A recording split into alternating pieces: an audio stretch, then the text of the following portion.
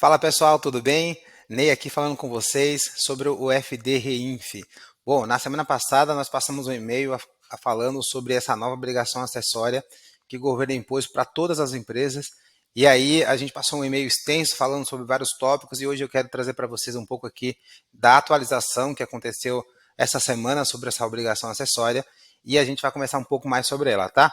Então vou voltar para minha tela aqui, vou reduzir a minha imagem. Na semana passada a gente passou então esse e-mail falando que o prazo final para a entrega da FDR-Inf da competência do mês 9 era hoje, dia 13 do 10. Então a primeira novidade é que o governo ele mudou essa data, então mudou para segunda-feira, não que isso tenha aliviado alguma coisa, mas a gente ganhou aí o final de semana para conseguir trabalhar.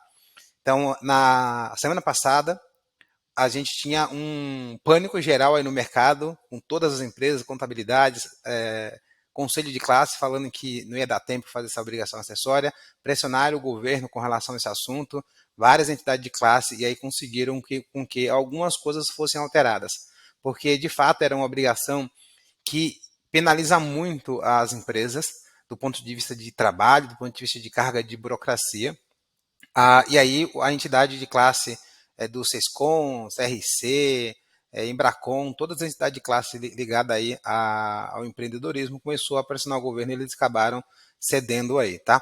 Então o que aconteceu aqui? Primeira coisa que eles fizeram, eles prorrogaram o prazo para ser entregue no dia 15, junto com a outra obrigação acessória que chama DCTF Web. Então ganhamos aí um prazo de final de semana.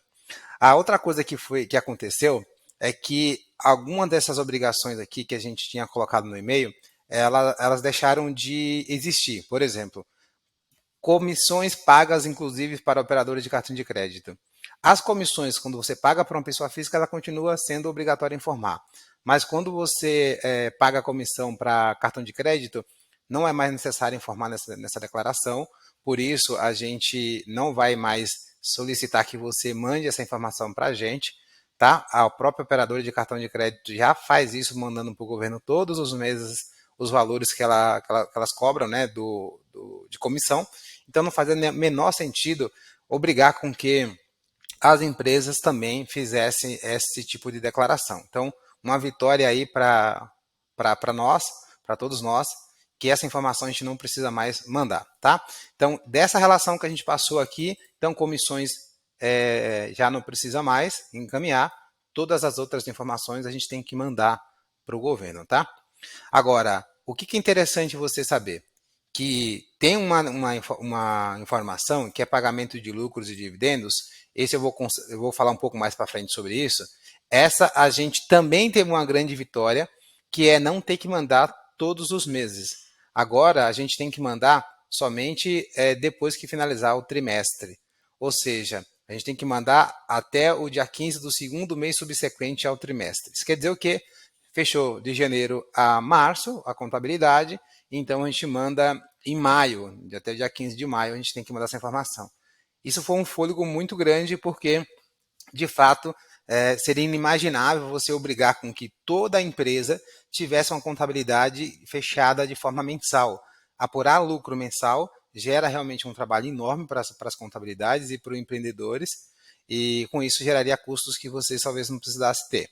Tá? Então, lucros a gente manda agora só a cada trimestre. E o que a gente orientou também? A gente orientou que se você tem um BPO com a gente, fica tranquilo com relação a essa informação, porque o nosso time aqui de BPO financeiro já está treinado para que possa mandar mensalmente para o departamento fiscal todas as informações necessárias para que o departamento fiscal faça a declaração do FDR-INF. Isso de forma mensal, para aquelas obrigações que eu citei que são de formas mensais, são informadas de forma mensal, e também as obrigações de lucros pagos por trimestre. Então, isso também, o nosso departamento fiscal vai fazer esse trabalho de mandar o pagamento que foi feito para o sócio ou para os sócios a cada trimestre. Agora, se você não tem um serviço de BPO financeiro com a gente, fica atento porque você precisa fazer o trabalho mensalmente, mandando informações relacionadas àquelas que nós temos que informar para o governo de forma mensal e mandando também aquelas de forma trimestral. Ney, mas quais são as informações? Essas aqui. Lembrando que nós temos uma tarefa que agora nosso sistema cria para você. aqui é a nossa plataforma da FinTime. Então, todo mês a gente vai ter uma tarefa aqui em seu nome, se você é responsável pelo financeiro. Se você for o dono da empresa e for responsável financeiro, será no seu nome criada essa tarefa, onde você vai ter aqui toda a orientação. Por exemplo, fazer o fechamento, enviar para a FinTime as informações fiscais no mês. Vou pegar uma tarefa qualquer aqui, tá? Para você ter uma ideia. Mas aqui vai estar escrito exatamente o que você precisa mandar para a gente. Ó, uma relação de todos os documentos. Tá? Qual que é o teu trabalho? O teu trabalho é subir essas informações aqui no Drive da sua empresa e comentar para a gente que foi feito aqui o upload dessas informações e concluir a tarefa para que a gente fique sabendo aqui que você fez, tá? Então, nós vamos controlar a nossa troca de informação através da plataforma. Então, você já tem acesso a essa plataforma. Se você tiver alguma dúvida, alguma dificuldade para acessar, não se esqueça de procurar aqui nosso time de suporte ou procurar a Raquel para que vocês possam tirar dúvidas com ela, tá bom? Bom, voltando aqui então para o nosso comunicado. Outra coisa que é legal a gente falar sobre isso daqui, que deu muita confusão no mercado com relação à distribuição de lucros antecipados. Antes de te orientar a respeito da distribuição de lucros, eu vou te falar um pouco sobre o objetivo dessa informação. O governo ele tem investido muitos esforços em fiscalizar empresas e pessoas físicas também, no objetivo de arrecadar imposto. Eles precisam aumentar o caixa do governo e eles estão fazendo todos os esforços por conta disso, né? E aí, eles acharam a oportunidade de colocar empresas que distribuem lucros de forma irregular para que essas empresas possam ter que pagar imposto em cima desse lucro distribuído. Deixa eu tentar explicar um pouco melhor sobre esse assunto. No Brasil, distribuição de lucros ela é isenta de imposto de renda. A empresa já pagou imposto de renda no faturamento. Então, quando você distribui esse lucro para o sócio, esse lucro também ele é totalmente isento, porque o sócio não precisa pagar imposto sobre uma coisa que a empresa já pagou. Essa é a lógica simples, tá bom? Mas para que isso funcione, a lei fala também que a empresa tem que ter contabilidade regular. E o que é contabilidade regular? É você ter o fechamento contábil no período que determina o contrato social ou a lei, e aí tem as duas opções. Então, você pode fechar a contabilidade da sua empresa de forma mensal, de forma trimestral, de forma semestral, de forma anual. Você define a forma que é mais conveniente para você.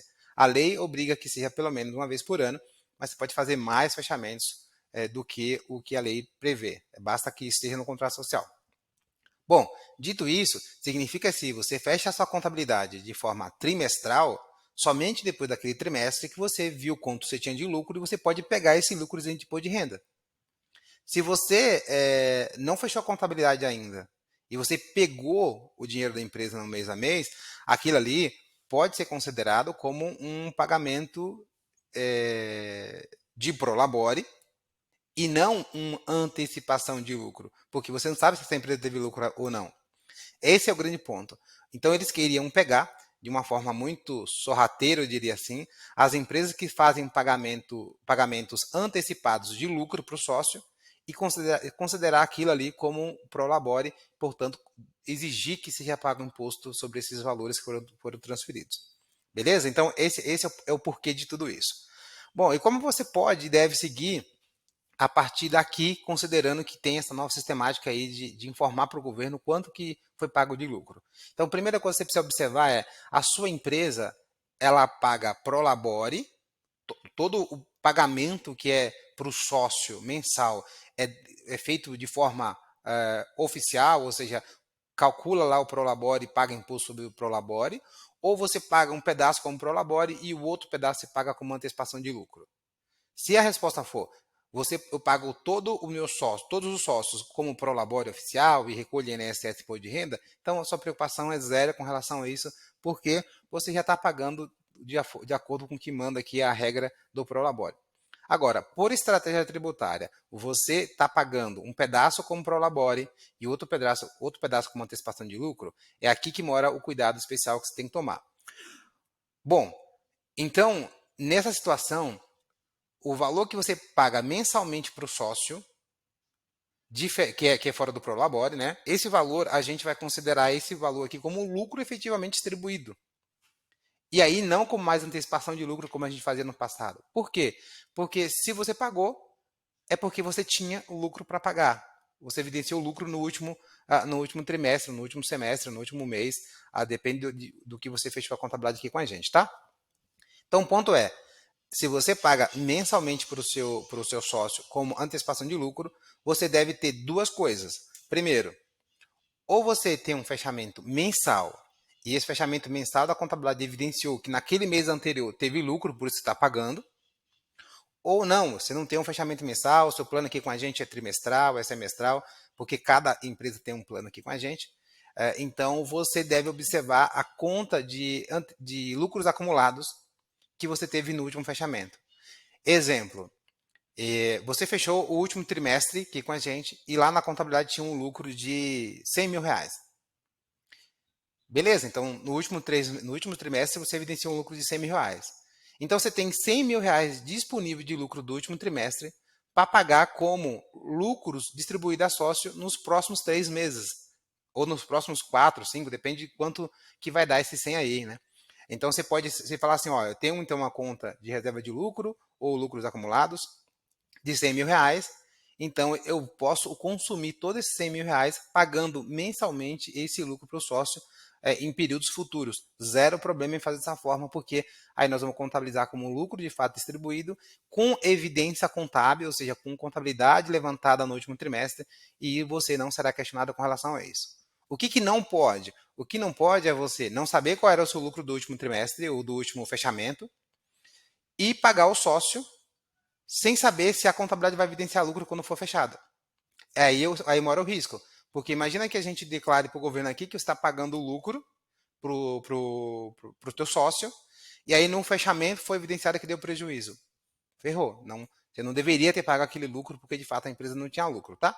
Então, dessa forma, é muito importante que você mude um pouco a postura aí com relação aos pagamentos aos sócios, porque se você vai ter que decidir entre se eu tenho lucro acumulado, eu posso continuar pagando de forma um pedaço como prolabore e outro pedaço como lucros para o sócio. Se eu não tenho reserva de lucro e eu não tenho como saber se eu vou ter lucro ou não no próximo trimestre, então a recomendação é que você faça o pagamento totalmente como prolabore para você não ter problema, tá bom? Esse é o ponto. Ah, Ney, mas tem imposto? Sim, tem imposto. Se você vai pagar com prolabore, tem imposto. Eu vou te passar aqui uma planilha, um simulador, vou até pedir para o meu time mandar para você, junto com esse vídeo, esse simulador, para que você possa brincar aí com os seus números, tá?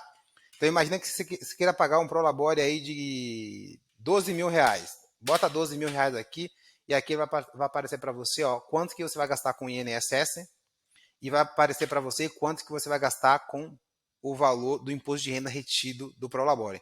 Então, um prolabore bruto de 12 mil equivale a um prolabore líquido aí no bolso do sócio de R$ 8.986. Ah, eu quero um pouco mais. Bota aqui 18 mil reais. Você bota aqui, a calculadora vai te dar o valor líquido no seu bolso, tá bom? Já considerando os impostos. Além desse imposto retido aqui, que é retido direto no recibo de prolabore do sócio, lembre-se que a empresa ela também paga para o governo um percentual sobre o prolabore. Então aqui é 20% que a empresa paga quando é do lucro presumido lucro real e o Simples não tem essa tributação. Empresa do Simples Nacional não tem o 20% sobre o prolabore e empresa do lucro presumido real tem. Então, presta só atenção com relação a isso. A única exceção aqui, gente, com relação à empresa do Simples, são empresas de construção civil, tá? A empresa de construção civil, ela tem, mesmo sendo simples, ela tem o valor de 20%. Construção civil e a parte de terceirização de mão de obra. Tá? Se você não é construção civil e nem terceirização de mão de obra, você não deve se preocupar com relação a essa informação. Mas todas as outras empresas, se forem do Simples, não tem os 20% a mais para o governo. E se ela for uma empresa de lucro presumido real, ela vai ter sim os 20% para o governo. Então, se você vai pagar, por exemplo, um prolabore de 18 para o sócio bruto, o sócio vai receber 13 no bolso líquido e a empresa vai gastar para ter esse prolabore de 18, 21 e 600. É assim que funciona o cálculo de prolabore, tá bom? Se você ficou com dúvida com relação a esse assunto, manda aqui para o nosso time que a gente vai te orientar a respeito disso, tá? Bom, para não ficar muito longo esse vídeo, eu vou pausar ele aqui e deixar você pensar a respeito de como você vai operar na sua empresa, lembrando sempre de nos avisar qualquer decisão que você tome em relação a esse assunto. Não se esqueça que nossos canais de atendimento estão aqui muito abertos para que você possa falar com a gente e a gente te orienta a melhor forma para o seu caso específico. Aqui é um panorama geral para que você entenda o que está acontecendo, o que está mudando, mas a gente tem ainda o atendimento personalizado aí com cada empresa para entender o seu caso e sugerir de forma personalizada como você deve seguir. Beleza? Um abraço, até o próximo vídeo. Tchau, tchau.